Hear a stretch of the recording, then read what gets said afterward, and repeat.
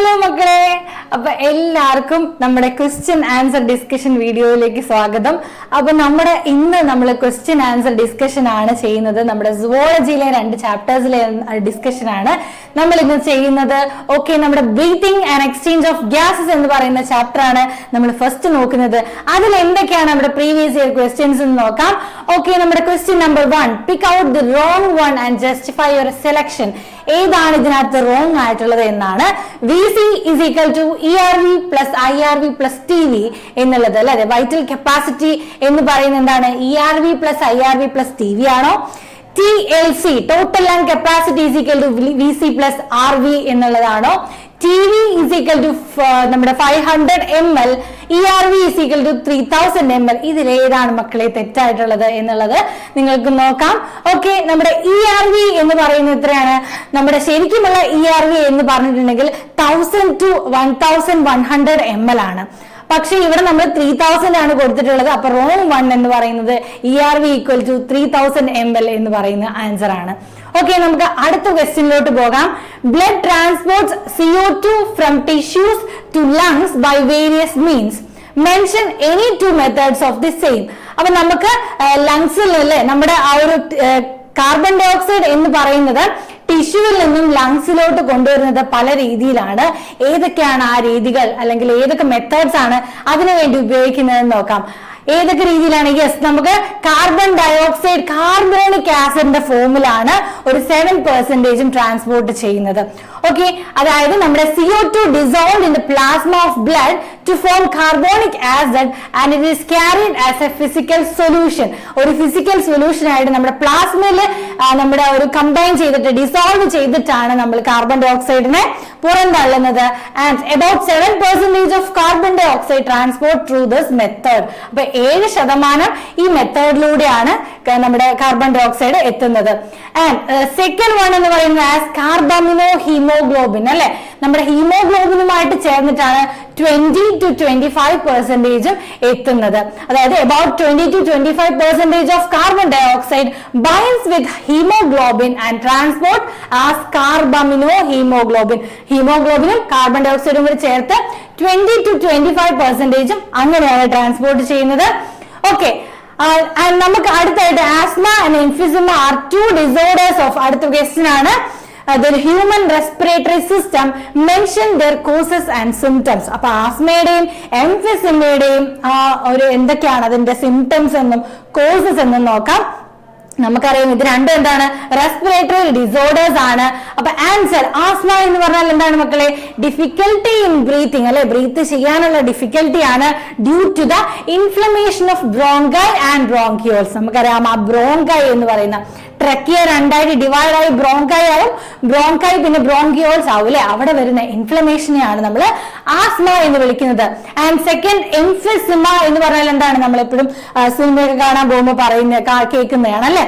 അപ്പൊ എംഫിസിമ എന്ന് പറയുന്നത് disease due to the damage of alveolar walls. അതായത് ആൽവിയോളയുടെ വോൾസിന് ഡാമേജ് വരുന്നതാണ് എംഫിസിമ എന്ന് പറയുന്ന condition. It is mainly by cigarette smoking. Cigarette smoking is injurious to health എന്ന് പറയുന്നുണ്ട് അല്ലെ. ആൻഡ് അടുത്ത question, carefully observe the given sigmoid curve on the graph and answer the following questions. അപ്പൊ ഈ ഒരു ഗ്രാഫ് കണ്ടല്ലോ.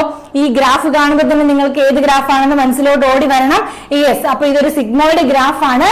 What does the graph indicate? ഈ graph എന്തിനെയാണ് ഇൻഡിക്കേറ്റ് ചെയ്യുന്നത്? What are the 3 factors affecting the sigmoid pattern of the graph? ഇതിന്റെ sigmoid factor ആ ഒരു പാറ്റേൺ അഫക്ട് ചെയ്യുന്ന ഫാക്ടേഴ്സ് എന്തൊക്കെയാണെന്നാണ് ചോദിച്ചിരിക്കുന്നത്. അപ്പൊ എന്താണ് ഈ ഗ്രാഫ് ഇൻഡിക്കേറ്റ് ചെയ്യുന്നത്? യെസ്, നമ്മുടെ ഓക്സിജൻ ഡിസോസിയേഷൻ കർവ് ആണ്. അതായത് percentage of saturation of haemoglobin with partial pressure of oxygen. അപ്പൊ ഒരു ഗ്രാഫിന്റെ എക്സും വൈയും എന്ന് പറയുന്നത് എന്താണ്? നമ്മുടെ സാച്ചുറേഷൻ ഓഫ് ഹീമോഗ്ലോബിനും പാർഷ്യൽ പ്രഷർ ഓഫ് ഓക്സിജനുമാണ് respectively. And second question, H+ concentration വരുന്നുണ്ട്, partial pressure of carbon dioxide, temperature. ഇത്രയും ഫാക്ടേഴ്സ് ആണ് അതിനെ അഫക്ട് ചെയ്യുന്നത്. ഓക്കെ അല്ലേ? ഓക്കെ, നെക്സ്റ്റിലോട്ട് പോകാം. Differentiate the process of inspiration and expiration. Simple question അല്ലേ? എന്താണ് ഇൻസ്പിറേഷൻ, എന്താണ് എക്സ്പിറേഷൻ എന്ന് നിങ്ങൾ ഡിഫറൻഷിയേറ്റ് ചെയ്തിട്ട് 2 കോളംസിലായിട്ട് എഴുതുക. അതായത് ടേബിളിൽ എഴുതുക എന്നുള്ളതാണ്. അപ്പൊ നിങ്ങൾക്ക് എത്ര പോയിന്റ്സ് വേണമെങ്കിലും ഇവിടെ നോട്ട് ചെയ്യാൻ, നിങ്ങളുടെ മാർക്കിനനുസരിച്ചാണ് പോയിന്റ്സ് എഴുതേണ്ടത്. അപ്പൊ ഇവിടെ ഇൻസ്പിറേഷൻ എന്ന് പറയുന്ന പ്രോസസ് എന്താണ്? Intake of air into the alveoli of lungs. നമുക്ക് ഇൻടേക്കിനെയാണ് നമ്മൾ ഇൻസ്പിറേഷൻ എന്ന് പറയുന്നത് അല്ലെ. ആൽവിയോളയിൽ നിന്ന് നമ്മുടെ എയർ എടുക്കുന്നതിനാണ് ഇൻസ്പിറേഷൻ എന്ന് പറയുന്നത്. അതൊരു ആക്റ്റീവ് പ്രോസസ് ആണ്. എക്സ്പിറേഷൻ നോക്കുകയാണെങ്കിൽ എന്താണ്? യെസ്, നമുക്കറിയാം ഇതൊരു പാസീവ് പ്രോസസ് ആണ്. And breathing out of air from the lungs is called expiration. നമ്മൾ പുറത്തോട്ട് എയർ വിടുന്നതാണ് എക്സ്പിറേഷൻ എന്ന് പറയുന്നത്. And inspiration takes place when pressure within the lungs becomes less than the atmospheric pressure. That is, there is a negative pressure വരുമ്പോഴാണല്ലോ നമുക്ക് ഈ inspiration എന്ന് പറയുന്നത് നടക്കുന്നത്. അതായത് ലങ്സില് ലെസ് പ്രഷറും നമ്മുടെ അറ്റ്മോസ്ഫിയറിൽ മോർ പ്രഷറും ആയിരിക്കുമ്പോഴാണ് ഇൻസ്പിറേഷൻ നടക്കുന്നത്. പക്ഷെ എക്സ്പിറേഷൻ നടക്കുന്ന എപ്പോഴാണ്? ഓക്കെ, ലങ്സിലെ പ്രഷർ കൂടുതലും അറ്റ്മോസ്ഫിയർ പ്രഷർ കുറയുമ്പോഴാണ് നമുക്ക് ആ എക്സ്പിറേഷൻ നടക്കുന്നത് കേട്ടോ. അടുത്തൊരു പോയിന്റ് എന്ന് പറയുന്നത് കോൺട്രാക്ഷൻ ഓഫ് ഇന്റർസ്റ്റീഷ്യൽ മസിൽസ് അല്ലെ intercostal muscles lift up the ribs and sternum അല്ലെ. സ്റ്റേണും റിബ്സും ഒക്കെ നമുക്ക് എന്ത് ചെയ്യുന്നുണ്ട്? ആ സമയത്ത് ഇന്റർസ്റ്റീഷ്യൽ മസിൽസും റിബ്സും സ്റ്റേണും ഒക്കെ ലിഫ്റ്റ് അപ്പ് ചെയ്യുന്നുണ്ട്. This causes an increase in the thoracic volume. Thoracic volume അവിടെ ഇൻക്രീസ് ആവുകയാണ് ചെയ്യുന്നത് ഡ്യൂറിങ് ഇൻസ്പിറേഷൻ. പക്ഷെ എക്സ്പിറേഷനിൽ എന്താ സംഭവിക്കുന്നത്? നമ്മുടെ എയറിനെ പുറത്തോട്ട് എക്സ്പെൽ ചെയ്യണം അല്ലെ. ആ എക്സ്പെൽ ചെയ്യുമ്പോൾ ഇതിന്റെ എല്ലാം നേരെ ഓപ്പോസിറ്റ് ആണ് അവിടെ നിൽക്കുന്നത്. അതായത് ലിഫ്റ്റ് അപ്പ് ചെയ്തതെല്ലാം ബാക്ക് ടു നോർമലിലോട്ട് വരും. അതായത് ആ തൊറാസിക് വോളിയം ഡിക്രീസ് ചെയ്യുന്നു, ബാക്ക് ടു നോർമൽ ആകുന്നു എന്നുള്ളതാണ് അവിടെ വരുന്നത്. അപ്പൊ ഇത്രയുമാണ് ഒരു ഇൻസ്പിറേഷനും എക്സ്പിറേഷനും ചോദിച്ചാല് നിങ്ങൾ എഴുതേണ്ടത് കേട്ടോ. ഓക്കെ, ഇനി അടുത്ത ക്വസ്റ്റ്യൻ എന്ന് പറഞ്ഞാൽ ഡിസ്റ്റിംഗ്വിഷ് ബിറ്റ്വീൻ ദ ഫോളോയിങ്. ഈ പറയുന്ന രണ്ടും തമ്മിൽ നിങ്ങൾ ഡിസ്റ്റിംഗ്വിഷ് ചെയ്യുക. ഫസ്റ്റ് എന്താണ്? IRVയും ERVയും എന്താണ്? അതിനെ ഡിസ്റ്റിംഗ്വിഷ് ചെയ്യുക. അതുപോലെ തന്നെ നമ്മുടെ അതിന് ഡിഫറൻസ് എഴുതുക എന്നതാണ് കേട്ടോ. IC ആൻഡ് EC അല്ലെ, ഇൻസ്പിറേറ്ററി കപ്പാസിറ്റി എക്സ്പിറേറ്ററി കപ്പാസിറ്റി എന്താണെന്ന് എഴുതുക. അപ്പൊ നമുക്ക് അതിന്റെ ആൻസറിലോട്ട് പോകാം. IRV അല്ലെ, നമ്മുടെ ഇൻസ്പിറേറ്ററി റിസർവ് വോളിയം എന്ന് പറഞ്ഞാൽ എന്താണ്? നമ്മുടെ additional volume of air a person can inspire by a forcible inspiration. നമ്മൾ ഫോഴ്സ് ചെയ്ത് എടുക്കുന്ന ആ ഒരു അഡീഷണൽ വോളിയം ഓഫ് എയറിനെയാണ് നമ്മൾ IRV എന്ന് പറയുന്നത്. ERV എന്താണ്? നമുക്ക് ഫോഴ്സ് ചെയ്ത് പുറത്തോട്ട് വിടാൻ പറ്റുന്ന അഡീഷണൽ വോളിയം ഓഫ് എയർ ആണ് ERV എന്ന് പറയുന്നത്. അപ്പൊ ഇതിന്റെ ഒക്കെ ആ ഒരു വോളിയം എന്ന് പറയുന്നത് വളരെ വളരെ ഇമ്പോർട്ടന്റ് ആണ്. നമ്മുടെ IRV എന്ന് പറയുന്നത് എത്രയാണ്? 2500 മുതൽ 3000 ml വരെ IRV ഉണ്ട്. പക്ഷെ ERV മക്കളെ അതിനേക്കാൾ കുറവാണ്. കാരണം എക്സ്പിറേറ്ററി റിസർവ് വോളിയം എന്ന് പറയുന്നത് നമ്മൾ പുറത്തോട്ട് നമ്മൾ എക്സ്പയർ ചെയ്യുന്ന ആ ഒരു വോളിയമാണ്. പക്ഷെ നമ്മൾ എത്ര ഫോഴ്സ്ഫുള്ളി എക്സ്പയർ ചെയ്താലും കുറച്ച് വോളിയം ഓഫ് എയർ നമ്മുടെ ലങ്സിൽ തന്നെ തങ്ങി നിൽക്കും അല്ലെ. അതുകൊണ്ട് തന്നെ ERV കുറവാണ്. 1000 ml to 1100 ml വരെയാണ് അതുള്ളത്. ഓക്കെ, ഇനി IC അല്ലെങ്കിൽ ഇൻസ്പിറേറ്ററി കപ്പാസിറ്റി എന്ന് പറഞ്ഞാൽ എന്താണ്? Tidal volume plus IRV, inspirational reserve volume plus tidal volume ആണ് നമ്മുടെ IC അല്ലെങ്കിൽ ഇൻസ്പിറേറ്ററി കപ്പാസിറ്റി എന്ന് പറയുന്നത്.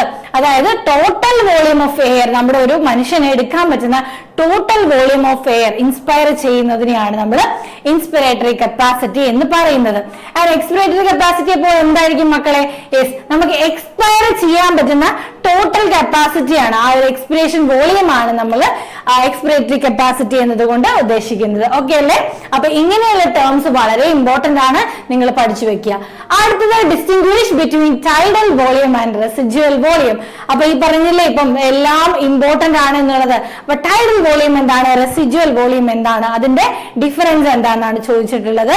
ആൻഡ് ബി ക്വസ്റ്റ്യൻ, വൈറ്റൽ കപ്പാസിറ്റിയും ടോട്ടൽ ലങ് കപ്പാസിറ്റിയും എന്താണ് എന്നാണ് ചോദിച്ചിട്ടുള്ളത്. അപ്പൊ നമ്മുടെ ടൈഡൽ വോളിയം എന്ന് പറഞ്ഞാൽ എന്താണ്? Volume of air inspired or expired during A normal inspiration അല്ലെങ്കിൽ എക്സ്പിറേഷൻ. അപ്പൊ അത് അപ്രോക്സിമേറ്റ്ലി 500 ml ആണ്. നമ്മൾ നോർമലി എടുക്കില്ലേ, ആ ഒരു ടൈമിലുള്ള വോളിയമാണ് നമ്മുടെ ടൈഡൽ വോളിയം എന്ന് പറയുന്നത്. ആൻഡ് റെസിഡ്യുവൽ വോളിയം എന്ന് പറഞ്ഞാൽ എന്താ? നമ്മുടെ ERV നമുക്ക് കുറവാണെന്ന് പറഞ്ഞല്ലേ, അതായത് എക്സ്പിറേറ്ററി റിസർവ് കപ്പാസിറ്റി അല്ലെങ്കിൽ റിസർവ് വോളിയം എന്ന് പറയുന്നത് നമ്മൾ എക്സ്പെൽ ചെയ്യുന്ന ആ ഒരു എയർ ആണ്. പക്ഷെ കുറച്ച് എയർ നമ്മുടെ ലങ്സിൽ അവിടെ തന്നെ നിൽക്കുമെന്ന് പറഞ്ഞു. അതാണ് നമ്മുടെ റെസിഡ്യുവൽ വോളിയം എന്ന് പറയുന്നത്. ഓക്കെ, അപ്പൊ റെസിഡ്യുവൽ വോളിയം എന്ന് പറഞ്ഞാൽ എത്ര ഫോഴ്സ്ഫുള്ളി നമ്മൾ എക്സ്പയർ ചെയ്താലും നമ്മുടെ കുറച്ച് എയർ റിമൈൻ ചെയ്യുന്നുണ്ടാവും നമ്മുടെ ലങ്സിൽ. അതാണ് 1100 ml to 1200 ml ആണ് അതിന്റെ വോളിയം എന്ന് പറയുന്നത്. ഓക്കെ, അടുത്തതായിട്ട് വൈറ്റൽ കപ്പാസിറ്റി ആണ്. അപ്പൊ ഇതിനകത്ത് നിന്ന് നമുക്ക് മനസ്സിലാകും എന്തോ ഒരു കപ്പാസിറ്റി ആണെന്ന്. Maximum volume of air a person can breathe after a forcible expiration. അതായത് നമുക്ക് ഫോഴ്സിബിൾ ഇൻസ്പിറേഷനും എക്സ്പിറേഷനും നമുക്ക് എടുക്കാൻ പറ്റുന്ന ആ ഒരു കപ്പാസിറ്റിനെയാണ് വൈറ്റൽ കപ്പാസിറ്റി എന്ന് പറയുന്നത്. അതായത് ERV, IRV പ്ലസ് TV ആണ് നമ്മുടെ വൈറ്റൽ കപ്പാസിറ്റി എന്ന് പറയുന്നത്. അതായത് നമുക്ക് എടുക്കാനും അതുപോലെ പുറത്തു വിടാനും പറ്റുന്ന ആ ഒരു കപ്പാസിറ്റിനെയാണ് നമുക്ക് വൈറ്റൽ കപ്പാസിറ്റി കൊണ്ട് ഉദ്ദേശിക്കുന്നത്. ടോട്ടൽ ലങ് കപ്പാസിറ്റി എന്ന് പറഞ്ഞാൽ എന്താണ്? ഈ വൈറ്റൽ കപ്പാസിറ്റിന്റെ കൂടെ തന്നെ നമുക്ക് എന്തും കൂടെ ഉണ്ട്, റെസിഡ്യുവൽ വോളിയം കൂടെ ആഡ് ചെയ്തതാണ്. അതായത് ERV, IRV, TV plus residual volume RV കൂടെ ചേർന്നിട്ടാണ് ടോട്ടൽ ലങ് കപ്പാസിറ്റി എന്ന് പറയുന്നത് കേട്ടോ. അപ്പൊ അതൊരു ലങ്സിനെ അക്കോമഡേറ്റ് ചെയ്യാൻ പറ്റുന്ന ടോട്ടൽ എമൗണ്ട് ഓഫ് അല്ലെങ്കിൽ ടോട്ടൽ വോളിയം ഓഫ് എയർ ആണ് ടോട്ടൽ ലങ് കപ്പാസിറ്റി എന്ന് പറയുന്നത്. ഓക്കെ, ഇനി അടുത്ത ക്വസ്റ്റ്യൻ ആയിട്ട് പോകാം. നമ്മുടെ select the enzyme that facilitate the following reaction. അപ്പൊ ഈ റിയാക്ഷൻ വളരെ വളരെ ഇമ്പോർട്ടന്റ് ആണ്. അപ്പൊ ഇതിലേത് നമ്മുടെ എൻസൈം ആണ് ഈ റിയാക്ഷനെ കാറ്റലൈസ് ചെയ്യുന്നത് മക്കളെ? യെസ്, നമ്മുടെ കാർബോണിക് അൺഹൈഡ്രേസ് എന്ന് പറയുന്ന ആ ഒരു എൻസൈം ആണ് കേട്ടോ. ഓക്കെ, നെക്സ്റ്റ് ക്വസ്റ്റ്യനിലോട്ട് പോകാം. ഓക്സി ഹീമോഗ്ലോബിൻ എന്ന് പറയുന്നത് ഓക്സിജനും ഹീമോഗ്ലോബിനും ചേർന്നുണ്ടാവുന്ന ആ ഒരു കോമ്പൗണ്ട് ആണ് അല്ലെ? Okay, where does the process takes place? അതായത് എവിടെയാണ് ഈ പ്രോസസ് നടക്കുന്നത്? What are the factors that influence O2 dissociation curve? നേരത്തെ ഒരു കണ്ട ക്വസ്റ്റ്യൻ തന്നെയാണ്. ഇത് എവിടെയാണ് ഈ ഓക്സി ഹീമോഗ്ലോബിൻ ഉണ്ടാവുന്നതെന്നും എന്താണ് ഏതൊക്കെയാണ് ഡിസോസിയേഷൻ കർവിനെ അഫക്ട് ചെയ്യുന്ന ഫാക്ടേഴ്സ് എന്ന് നോക്കാം. നമുക്കറിയാം ഓക്സി ഹീമോഗ്ലോബിൻ ബ്ലഡിലാണ് ഉണ്ടാകുന്നത് അല്ലെ? ബ്ലഡിലാണ് ആ ഒരു ഫോർമേഷൻ നടക്കുന്നത്. ആൻഡ് നമ്മുടെ ആ ഒരു ഫാക്ടേഴ്സ് എന്ന് പറയുന്നത് എന്തൊക്കെയാണ്? Partial pressure of carbon dioxide, temperature, partial pressure of oxygen, pH, ഇതൊക്കെയാണ് ആ ഓക്സിജൻ ഡിസോസിയേഷൻ കർവിനെ അഫക്ട് ചെയ്യുന്ന ഫാക്ടേഴ്സ് എന്ന് പറയുന്നത്. ഓക്കെ മക്കളെ, അപ്പൊ നമുക്ക് ഇത്രയും ക്വസ്റ്റ്യൻസ് ആണ് നമ്മുടെ breathing and exchange of gases എന്ന് പറയുന്ന ചാപ്റ്ററിൽ നിന്നുണ്ടാകുന്നത്. Next we are going to the body fluids and circulation. അപ്പോൾ ബോഡി ഫ്ലൂയിഡ്സ് ആൻഡ് സർക്കുലേഷനിലോട്ട് നമ്മൾ പോവാണ്. അപ്പൊ ഇതിനാണ് നമ്മുടെ ഇമ്പോർട്ടന്റ് ക്വസ്റ്റ്യൻസ് എന്തൊക്കെയാണ് എന്ന് നോക്കാം. ഓക്കെ, അപ്പൊ ഫസ്റ്റ് തന്നെ നമുക്ക് കൊടുത്തിരിക്കുന്ന ആ ഒരു സംഭവം എന്താണ് മക്കളെ? നിങ്ങളുടെ മനസ്സിലോട്ട് ഓടി വരുന്നത് ECG ആണ്. Label PQRST in the graph. അപ്പൊ ഇവിടെ നമുക്ക് എവിടെയൊക്കെയാണ് PQRST വരുന്നത് എന്ന് മനസ്സിലാക്കിയിരിക്കണം. What does the T wave represent? അതുപോലെ തന്നെ മക്കളെ P വേവ് എന്താണ്, QRS കോംപ്ലക്സ് എന്താണ്, T വേവ്, അതൊക്കെ നമ്മൾ മനസ്സിലാക്കിയിരിക്കുക കേട്ടോ. അപ്പൊ നമ്മുടെ നമ്മുടെ ആ ഒരു ലേബൽ ചെയ്ത പിക്ചർ ആണ് കൊടുത്തിട്ടിരിക്കുന്നത്. ഇത് P ആണ്.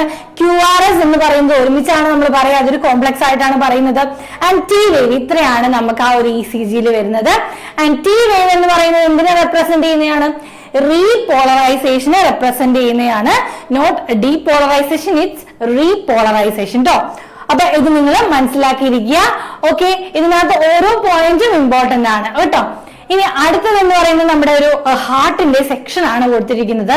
Longitudinal section of human heart showing internal structure is given below. Observe the diagram and answer the following questions. എന്തൊക്കെയാണ് ക്വസ്റ്റ്യൻസ് എന്ന് നോക്കാം. Label the parts marked as A, B and C. A, B, C എന്താണെന്ന് നിങ്ങൾ mark ചെയ്യണം. Draw the flow chart to show double circulation. നമ്മുടെ double സർക്കുലേഷന്റെ flow chart വരയ്ക്കുക എന്നുള്ളതാണ്. ഓർ അതല്ലാതെ വേറെ ഒരെണ്ണം കൂടി ഉണ്ടെന്നാണ്. Sino atrial node is called the pacemaker of our heart. നമ്മുടെ ഹാർട്ടിന്റെ പേസ് മേക്കർ എന്നാണ് നമ്മുടെ sino atrial node, SA node അല്ലെ അറിയപ്പെടുന്നത് അല്ലെ? അപ്പൊ ഇതിന്റെ ആ ഒരു സ്റ്റേറ്റ്മെന്റ് ജസ്റ്റിഫൈ ചെയ്യുക. And define cardiac cycle and cardiac output. ഇത് രണ്ടുമാണ് ക്വസ്റ്റ്യൻസ് ആയിട്ട് കൊടുത്തിട്ടുള്ളത്. ഇത് ഓർ ക്വസ്റ്റ്യൻ ആണ്. അപ്പൊ നമുക്ക് നോക്കാം എന്താണ് ഇതിന്റെ ആൻസർ എന്ന്. യെസ്, നമുക്ക് ആ ഒരു പിക്ചർ കാണും അല്ലെ? A എന്ന് പറയുന്നത് എന്താണ് മക്കളെ? അയോട്ടയാണ് അല്ലെ? അയോട്ടയാണ്. അതായത് നമ്മുടെ ലെഫ്റ്റ് വെൻട്രിക്കിളിൽ നിന്നും പുറത്തോട്ട് പോകുന്ന ആ ഒരു നമ്മുടെ വെസലാണ്, ബ്ലഡ് വെസലാണ് അയോട്ട എന്ന് പറയുന്നത്. അടുത്തത് B എന്ന് പറയുന്നത് എന്താണ്? സെമി ലൂണാർ വാൽവിനെയാണ് അവിടെ കാണിക്കുന്നത് അല്ലെ? സെമി ലൂണാർ വാൽവാണ് B എന്ന് പറയുന്നത്. അതായത് നമ്മുടെ പുറത്തോട്ട് പോകുന്ന വെയിൻസിൽ അല്ലെങ്കിൽ ആ ഒരു ആർട്ടറീസിൽ കാണപ്പെടുന്ന വാൽവ്സ് ആണ് സെമി ലൂണാർ വാൽവ്സ് എന്ന് പറയുന്നത്. ഓക്കെ, അടുത്തായിട്ട് സി എന്ന് പറയുന്നത് ലെഫ്റ്റ് വെൻട്രിക്കിളാണ് അവിടെ നോട്ട് ചെയ്തിരിക്കുന്നത്. അപ്പം ഇതിനകത്ത് നമ്മൾ മനസ്സിലാക്കേണ്ട കാര്യം, ആ ഹാർട്ടിന്റെ സെക്ഷൻ നിങ്ങൾ എന്തായാലും വരച്ച് നന്നായിട്ട് ആ ഒരു ഭാഗങ്ങളൊക്കെ അടയാളപ്പെടുത്താൻ, ആ പാർട്സ് ഒക്കെ ലേബൽ ചെയ്യാൻ വേണ്ടിയിട്ട് പഠിക്കുക എന്നുള്ളതാണ്. ആൻഡ് ഫ്ലോ ചാർട്ട് അല്ലെങ്കിൽ ഡയഗ്രമാറ്റിക് റെപ്രസെന്റേഷൻ എന്ന് പറയുന്നത് എന്താണ്? നമ്മുടെ പൾമണറി സർക്കുലേഷനും സിസ്റ്റമിക് സർക്കുലേഷനും നമ്മളൊരു ഡയഗ്രാം ഉണ്ടല്ലോ നമ്മുടെ ടെക്സ്റ്റ് ബുക്കിലുണ്ട്. ആ ഡയഗ്രാം ആണ് അവിടെ ചോദിച്ചിരിക്കുന്നത് അല്ലെ. അപ്പൊ പൾമണറി സർക്കുലേഷൻ എന്ന് പറയുമ്പോൾ അത് എവിടെ നിന്നാണ് സ്റ്റാർട്ട് ചെയ്യുന്നത്? യെസ്, റൈറ്റ് വെൻട്രിക്കിളിൽ നിന്നും സ്റ്റാർട്ട് ചെയ്ത് ലങ്സിലോട്ട് പോയിട്ട് പിന്നെ നമ്മുടെ ലെഫ്റ്റ് ഏട്രിയത്തിൽ അവസാനിക്കുന്നതാണ് നമ്മുടെ പൾമണറി സർക്കുലേഷൻ. അതുപോലെ നമ്മുടെ സിസ്റ്റമിക് സർക്കുലേഷൻ എന്ന് പറയുന്നത് എവിടെ നിന്നാണ് സ്റ്റാർട്ട് ചെയ്യുന്നത്? യെസ്, നമ്മുടെ ലെഫ്റ്റ് വെൻട്രിക്കിളിൽ നിന്നും സ്റ്റാർട്ട് ചെയ്തിട്ട് അയോട്ട വഴി വീണ്ടും ബോഡി ടിഷ്യൂസിലോട്ട് പോയിട്ട് വീണ്ടും നമ്മുടെ വീന കാവാസ് വഴി റൈറ്റ് ഏട്രിയത്തിൽ എത്തുന്നതാണ് നമ്മുടെ സിസ്റ്റമിക് സർക്കുലേഷൻ എന്ന് പറയുന്നത്. അപ്പൊ ഇത് നിങ്ങൾ വ്യക്തമായിട്ട് മനസ്സിലാക്കിയിരിക്കണം. ആ ഒരു സർക്കുലേഷൻ നിങ്ങൾ പഠിച്ചിരിക്കണം കേട്ടോ. ആ ഒരു ഡയഗ്രാം വരച്ചിട്ട് തന്നെ പഠിക്കണം. ഓക്കെ, ഇനി അടുത്ത ക്വസ്റ്റ്യൻ ചോദിച്ചിട്ടുള്ളത് ജസ്റ്റിഫൈ ചെയ്യാനായിരുന്നു. എസ് എ നോഡ് എന്ന് പറയുന്നത് പേസ് മേക്കർ ഓഫ് ഹാർട്ട് ആണെന്ന് പറയുന്നു. അത് എങ്ങനെ നിങ്ങൾ ജസ്റ്റിഫൈ ചെയ്യും? S A node initiate, regulates and maintain heart beat അല്ലെ. ഹാർട്ട് ബീറ്റിനെ ഇനിഷ്യേറ്റ് ചെയ്യുന്നതും റെഗുലേറ്റ് ചെയ്യുന്നതും ഒക്കെ എവിടെ നിന്നാണ്? നമ്മുടെ എസ് എ നോഡിൽ നിന്നാണ് ഹാർട്ട് ബീറ്റിനെ എല്ലാം റെഗുലേറ്റ് ചെയ്യുന്നത്. ആൻഡ് അടുത്തതായിട്ട് ചോദിച്ചിരിക്കുന്നത് എന്താണ് കാർഡിയാക് സൈക്കിൾ എന്നാണ്. വാട്ട് ഈസ് കാർഡിയാക് ഔട്ട്പുട്ട് എന്നാണ് അടുത്ത ക്വസ്റ്റ്യൻ. ഓക്കെ, കാർഡിയാക് സൈക്കിൾ എന്താണെന്ന് വെച്ചാൽ sequence of events during a completion of heartbeat, അതായത് സിസ്റ്റോളും ഡയസ്റ്റോളും. നമ്മുടെ ആ ഒരു കാർഡിയാക് സൈക്കിളിലെ നമ്മുടെ ആ ഒരു ഈവന്റ് കംപ്ലീറ്റ് ചെയ്യുന്നതിനുള്ള ആ ഒരു സൈക്കിളിൽ വരുന്ന ഈവന്റ്സ് എന്തൊക്കെയാണെന്നാണ് അതാണ് നമ്മുടെ കാർഡിയാക് സൈക്കിൾ എന്ന് പറയുന്നത്. അതായത് നമ്മുടെ ഹാർട്ട് വെൻട്രിക്കിളും നമ്മുടെ ഏറ്റവും എന്ത് ചെയ്യുന്നുണ്ട്? കോൺട്രാക്ട് ചെയ്യുന്നുണ്ട്. ആ കോൺട്രാക്ഷനിലൂടെയാണ് എന്ത് സംഭവിക്കുന്നത്? ബ്ലഡ് ഫ്ലോ സംഭവിക്കുന്നത് അല്ലെ. അപ്പൊ ആ ബ്ലഡ് ഫ്ലോ അതാണ് നമ്മുടെ സിസ്റ്റോൾ ആൻഡ് ഡയസ്റ്റോൾ എന്ന് പറയുന്നത്. കോൺട്രാക്ട് ചെയ്യുന്നു, റിലാക്സ് ചെയ്യുന്നു, അതാണ് കോൺട്രാക്ഷൻ ആണ് സിസ്റ്റോൾ എന്ന് പറയുന്നത്. റിലാക്സിംഗ് ആണ് ഡയസ്റ്റോൾ എന്ന് പറയുന്നത്. ഇനി കാർഡിയാക് ഔട്ട്പുട്ട് എന്താണെന്ന് വെച്ചാൽ volume of blood pumped out by each ventricle per minute ആണ് കാർഡിയാക് ഔട്ട്പുട്ട് എന്ന് പറയുന്നത് കേട്ടോ. അപ്പൊ ഈ ഒരു മിനിറ്റിൽ, അതായത് ഒരു സമയത്ത്, അതായത് ഒരു മിനിറ്റിൽ എത്രത്തോളം വോളിയം ഓഫ് ബ്ലഡ് ആണ് നമ്മുടെ ഹാർട്ടിൽ നിന്ന് പുറത്തോട്ട് വരുന്നത്, അതിനെയാണ് നമ്മൾ കാർഡിയാക് ഔട്ട്പുട്ട് എന്ന് വിളിക്കുന്നത്. അപ്പൊ എന്താണ് സ്ട്രോക്ക് വോളിയം എന്ന് പറയാമോ? യെസ്, ഒറ്റ തവണ, അതായത് ഒറ്റൊരു കോൺട്രാക്ഷനിൽ എത്രമാത്രം ബ്ലഡ് ആണ് വരുന്നത് എന്നാണ് നമ്മുടെ സ്ട്രോക്ക് വോളിയം എന്ന് പറയുന്നത്. ആ സ്ട്രോക്ക് വോളിയത്തിനെ എത്ര ഹാർട്ട് റേറ്റ് കൊണ്ട്, നമുക്ക് 72 ടൈംസ് ആണ് പെർ മിനിറ്റില് ഹാർട്ട് റേറ്റ്, അതുകൊണ്ട് ഇൻഡു ചെയ്യുമ്പോഴാണ് നമുക്ക് കാർഡിയാക് ഔട്ട്പുട്ട് കിട്ടുന്നത്. അപ്പൊ ഇത്രയും കാര്യങ്ങളാണ് ഈ ഒരു ക്വസ്റ്റിന്റെ ആൻസർ ആയിട്ട് വരുന്നത്. നെക്സ്റ്റ് ക്വസ്റ്റിനിലോട്ട് നമുക്ക് പോകാം. Select the correct statement regarding ECG of മാൻ. നമ്മുടെ ECGയുമായിട്ട് റിലേറ്റ് ചെയ്തിട്ടുള്ള കറക്റ്റ് സ്റ്റേറ്റ്മെന്റ് ഏതാണ് എന്നാണ് ചോദിച്ചിരിക്കുന്നത്. അപ്പൊ ഇതിനകത്ത് ഫസ്റ്റ് നോക്കിയോ, P wave represent auricular repolarization. Okay, അടുത്ത question, P wave represent ventricular repolarization. P wave represent auricular depolarization. P wave represent ventricular depolarization. അപ്പൊ ഇത് എന്താണ് മക്കളെ? എന്തിന്റെ ഡീപോളറൈസേഷനെയാണ് P വേവ് എന്ന് പറയുന്നത് ഡിനോട്ട് ചെയ്യുന്നത് അല്ലെങ്കിൽ റെപ്രസെന്റ് ചെയ്യുന്നത് എന്നുള്ളതാണ് ചോദിച്ചിട്ടുള്ളത്. അപ്പൊ എന്തിന്റെയാണ്, ഏതാണ് P വേവ് എന്ന് പറഞ്ഞാൽ എന്താണ്? യെസ്, ഇറ്റ്സ് ഓഫ് കോഴ്സ് എന്താണ്?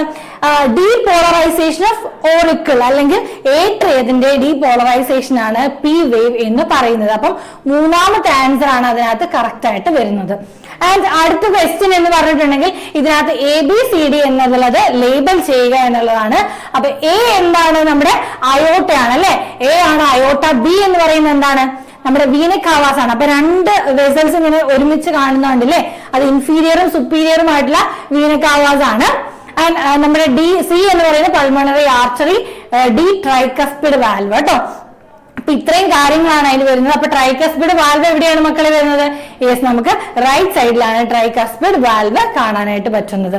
ഓക്കെ അല്ലേ? ഇനി അടുത്തതായിട്ട് വരുന്നത് diagrammatic representation of standard ECG. അപ്പൊ ECGന്റെ എന്തുമാത്രം ക്വസ്റ്റ്യൻസ് ആണെന്ന് നിങ്ങൾ ആലോചിച്ച് നോക്കിയേ. ECG ആണ് ഇവിടെ കൊടുത്തിരിക്കുന്നത്. What does QRS complex denote? അപ്പൊ നമ്മൾ P വേവിനെ പറ്റി പറഞ്ഞിരുന്നു, T വേവിനെ പറ്റിയുള്ള പറഞ്ഞിരുന്നു. ഇതിനകത്ത് QRS കോംപ്ലക്സ് എന്താണ് എന്നാണ് ചോദിച്ചിട്ടുള്ളത്. And mention the clinical significance if in ECG കേട്ടോ. ECGന്റെ ക്ലിനിക്കൽ സിഗ്നിഫിക്കൻസ് എന്തൊക്കെയാണ് എന്നാണ് ക്വസ്റ്റ്യൻ. ആൻസർ നോക്കാം. നമ്മുടെ ഡീപോളറൈസേഷൻ ഓഫ് വെൻട്രിക്കിൾസ് ആണ് എന്ന് പറയുന്നത് QRS കോംപ്ലക്സ് എന്ന് പറയുന്നത്. നമ്മൾ നേരത്തെ പറഞ്ഞു P വേവ് എന്തുവാ? നമ്മുടെ ഡീപോളറൈസേഷൻ ഓഫ് ഏട്രിയം ആണ്. അപ്പൊ നമ്മുടെ ഡീപോളറൈസേഷൻ ഓഫ് വെൻട്രിക്കിൾ ആണ് QRS കോംപ്ലക്സ് എന്ന് പറയുന്നത്. ആൻഡ് റീപോളറൈസേഷൻ ഓഫ് വെൻട്രിക്കിൾ ആണ് നമ്മുടെ T വേവ് എന്ന് പറയുന്നത്. ഓക്കെ, ഇനി അടുത്ത ക്വസ്റ്റ്യന്റെ ആൻസർ എന്ന് പറയുന്നത് any deviation from this normal shape of the ECG. നമ്മൾ സിനിമയിലൊക്കെ കാണുന്നതാണല്ലോ ECG ഇങ്ങനെ നേരെ ആയിട്ടുണ്ടെങ്കിൽ എന്താണ്, ആള് ഡെഡ് ആയി എന്നുള്ളതാണ് അർത്ഥം അല്ലെ. അപ്പൊ അതുപോലെ ഇതിനകത്ത് എന്തെങ്കിലും വേരിയേഷൻ വന്നിട്ടുണ്ടെങ്കിൽ എന്തെങ്കിലും അബ്നോർമാലിറ്റി ഉണ്ടോ, ഡിസീസ് ഉണ്ടോ, ഹാർട്ട് ഡിസീസ് ഉണ്ടോ എന്നുള്ളത് നമുക്ക് മനസ്സിലാക്കാനായിട്ട് പറ്റും. ഓക്കെ അല്ലേ? അപ്പൊ അടുത്ത ക്വസ്റ്റ്യനിലോട്ട് നമുക്ക് പോകാം. Person with AB blood group is called universal recipient. Give reason. അപ്പൊ എന്തുകൊണ്ടാണ് AB blood group ഉള്ള ആളെ നമ്മൾ യൂണിവേഴ്സൽ റെസിപ്പിയന്റ് എന്ന് വിളിക്കുന്നത്? And list out any two disorders of human circulatory system. Yes, നമുക്ക് നമ്മുടെ സർക്കുലേറ്ററി സിസ്റ്റത്തിൽ വരുന്ന ഏതെങ്കിലും രണ്ട് ഡിസോർഡേഴ്സ് ആണ് എഴുതാൻ പറഞ്ഞിട്ടുള്ളത്. അപ്പൊ എന്തുകൊണ്ടാണ് എബിനെ നമ്മുടെ യൂണിവേഴ്സൽ റെസിപ്പിയന്റ് ആയിട്ട് പറയുന്നത്, അല്ലെങ്കിൽ യൂണിവേഴ്സൽ അക്സെപ്റ്റർ ആയിട്ട് പറയുന്നത്? Person with AB group can accept blood from other blood groups. നമുക്ക് AB എന്ന് പറയുന്ന ബ്ലഡ് ഗ്രൂപ്പ് ഉള്ള ആൾക്ക് ഏത് ബ്ലഡ് ഗ്രൂപ്പ് വേണമെങ്കിലും സ്വീകരിക്കാം അല്ലെ. A സ്വീകരിക്കാം, B സ്വീകരിക്കാം, AB, O ഇത് ഏത് വേണമെങ്കിലും അവർക്ക് അക്സെപ്റ്റ് ചെയ്യാനായിട്ട് പറ്റും. എന്തുകൊണ്ടാണ്? They lack antibodies. അവർക്ക് ആന്റിബോഡീസ് ഇല്ല, ആന്റിജൻസ് മാത്രമേ ഉള്ളൂ. അതുകൊണ്ട് തന്നെ ആ ഒരു ആന്റിബോഡീസ് ഇല്ലാത്തതുകൊണ്ട് തന്നെ അവർക്ക് അഗ്ലൂട്ടിനേഷൻ അവിടെ നടക്കില്ല, അതായത് കൊയാഗുലേഷൻ ഓഫ് ബ്ലഡ് അവിടെ നടക്കുന്നില്ല. ആൻഡ് അടുത്തതായിട്ട് വരുന്നത് ഹൈപ്പർ ടെൻഷൻ, ആൻജൈന പെക്ടോറിസ് എന്ന് പറയുന്ന ഡിസീസ് ആണ്.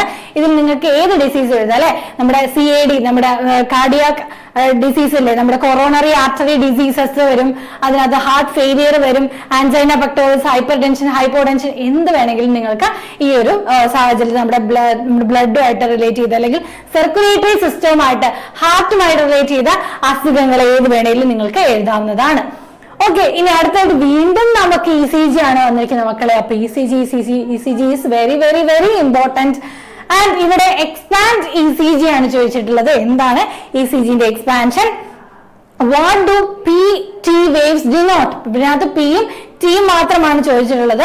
Mention the clinical significance. Okay, ഇത് നമ്മൾ ഓൾറെഡി കണ്ടതാണ്. എന്താണ് ഇലക്ട്രോ കാർഡിയോഗ്രാഫ് അല്ലെങ്കിൽ ഇലക്ട്രോ കാർഡിയോഗ്രാം എന്ന് പറയുന്നതാണ് ECGയുടെ ഫുൾ ഫോം എന്ന് പറയുന്നത്. ഇതിനകത്ത് ഇലക്ട്രോ കാർഡിയോഗ്രാഫ് എന്ന് പറയുന്ന ആ മെഷീനും ഇലക്ട്രോ കാർഡിയോഗ്രാം എന്ന് പറയുന്നത് നമുക്ക് അതിനകത്ത് നിന്ന് കിട്ടുന്ന ആ ഒരു ഗ്രാഫുമാണ് കേട്ടോ. ആൻഡ് P വേവ് എന്ന് പറഞ്ഞാല് നമ്മുടെ ഏട്രിയത്തിന്റെ ഡീപോളറൈസേഷൻ ആണ്. ഓക്കെ, T വേവ് എന്ന് പറഞ്ഞാൽ എന്താണ്, അല്ലെങ്കിൽ T വേവ് എന്ന് പറഞ്ഞാൽ എന്താണ്, നമ്മുടെ ഡീപോളറൈസേഷൻ റീപോളറൈസേഷൻ ആണ് കേട്ടോ. അപ്പൊ P wave is atrial depolarisation, അതിനെ തന്നെ ഏട്രിയൽ സിസ്റ്റോൾ എന്ന് വിളിക്കും. പിന്നെ ഇലക്ട്രിക്കൽ എക്സൈറ്റേഷൻ ഓഫ് ഏട്രിയം അല്ലെങ്കിൽ ഓറിക്കുലാർ കോൺട്രാക്ഷൻ, ഇതെല്ലാം നമ്മുടെ P വേവ് ആണ്. അപ്പൊ T വേവ് എന്താണ്? വെൻട്രിക്കുലാർ റീപോളറൈസേഷൻ ആണ് T വേവ് എന്ന് പറയുന്നത്. ആൻഡ് C നമ്മുടെ സിഗ്നിഫിക്കൻസ് എന്താണ്? Diagnosis of heart disease. നമ്മുടെ ആ ഒരു ഇതിൽ എന്തെങ്കിലും ഒരു വേരിയേഷൻ വന്നിട്ടുണ്ടെങ്കിൽ, ECGയുടെ വേരിയേഷൻ വന്നാൽ ഹാർട്ട് ഡിസീസിനെ ഡയഗ്നോസ് ചെയ്യാനായിട്ട് പറ്റും. വീണ്ടും ECG ആണ് മക്കളെ. നമ്മുടെ ECG അടുത്തായിട്ട് what does it denote? അപ്പൊ എന്തായി സംഭവം പോലും കൊടുത്തിട്ടില്ല. And what do PQRS T represent? ഇപ്പൊ ഇത് എന്തൊക്കെയാണ് റെപ്രസെന്റ് ചെയ്യുന്നത് നോക്കാം. വീണ്ടും ആ ക്വസ്റ്റ്യൻ ആണ്. ECG ആണ് ഈ കൊടുത്തിരിക്കുന്നത്. P വേവ് ഇലക്ട്രിക്കൽ എക്സൈറ്റേഷൻ അല്ലെങ്കിൽ ഡീപോളറൈസേഷൻ ഓഫ് ഏട്രിയ ആണ്. QRS എന്ന് പറയുന്നത് ഡീപോളറൈസേഷൻ ഓഫ് വെൻട്രിക്കിൾ ആണ്. ആൻഡ് T വേവ് എന്ന് പറയുന്നത് റിട്ടേൺ ടു നോർമൽ സ്റ്റേറ്റ്, അതായത് റീപോളറൈസേഷൻ ഓഫ് വെൻട്രിക്കിൾ ആണ്. ഓക്കെ, ഇനി അതായത് ഡീവിയേഷൻ എന്ന് പറഞ്ഞാൽ എന്താണ്? ഹാർട്ട് ഡിസീസ് ആണ് ഇൻഡിക്കേറ്റ് ചെയ്യുന്നത്. അപ്പൊ ഇത്രയും ക്വസ്റ്റ്യൻസ് ആണ് മക്കളെ ഈ ഒരു രണ്ട് ചാപ്റ്ററിൽ നിന്നായിട്ട് നമ്മൾ ഡിസ്കസ് ചെയ്തിട്ടുള്ളത്. അപ്പൊ നമ്മൾ ഇതിനകത്ത് നിങ്ങൾക്ക് മനസ്സിലായി കാണും എന്തൊക്കെയാണ് ഈ ചാപ്റ്ററിൽ ഇമ്പോർട്ടന്റ് ആയിട്ടുള്ള കാര്യങ്ങൾ എന്ന്. അപ്പൊ ഇതെല്ലാം നിങ്ങൾ നന്നായിട്ട് പഠിക്കുക, നന്നായിട്ട് മാർക്ക് എല്ലാവർക്കും സ്കോർ ചെയ്യാൻ പറ്റട്ടെ. അപ്പൊ ഇനി അടുത്തൊരു വീഡിയോയിൽ വീണ്ടും കാണാം.